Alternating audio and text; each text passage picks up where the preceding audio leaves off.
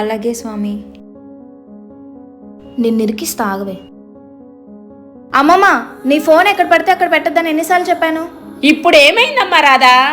ఏముంది, నీ బంగారు కోడలు నీ ఫోన్లో ఎవరితోనో పులిహార కలుపుతుంది. నన్ను చూసి కంగారుగా ఫోన్ పెట్టేసింది. అవునా? ఉండవే, ఇప్పుడే దానిపైన చెప్తా. సరే స్వామి. ఏంటమ్మా, ఎవరితో మాట్లాడుతున్నావు?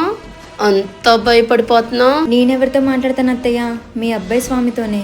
హే, నీకెన్నిసార్లు చెప్పాలే మా అమ్మమ్మని అత్తయ్య అని పిలవద్దని? ఇది టీవీ షో లాంటిది. మా మావయ్య ఉన్నప్పుడే నువ్వు అత్తయ్య అని పిలవాలి. మా మావయ్య లేనప్పుడు మా కాలు కింద పని మనిషివి. చూడరాదా, పడుతున్నాను కదా అని నీకు అనవసరమైన విషయంలో జోక్యం చేసుకుంటే బాగో చెప్తున్నా. ఏంటే అదన్నా మాటలో తప్పే ఉంది? నువ్వు చేసిన రంకెక్కడ బయటపడిద్దా అని చెప్పి దాని మీద తిరగబడుతున్నావా? ముందు నువ్వు ఎవరితో మాట్లాడుతున్నావు చూపించవే. మీరు తప్పుగా అర్థం చేసుకుంటున్నారు. మీ అబ్బాయితోనే మాట్లాడా. కావాలంటే చూడండి, స్వామి పేరే ఉంటుంది. అబ్బాబాబా, ఎన్ని నాటకాలు! ఇలాంటి వేషాలన్నీ నేను ఎల్కేజీలోనే చూసేశాను. ఒకరి పేరు పెట్టుకుని ఇంకొకరితో మాట్లాడడం ఎంతసేపు? అయినా అమ్మమ్మ, నువ్వు చదువుకుని ఉంటే ఇలాంటి రంకులన్నీ బయటపడేవి. అమ్మా సీత, నువ్వేం భయపడకు. నీ రంకు సంగతి నా కొడుకేమి చెప్పలే, ఏమైపోతాడు.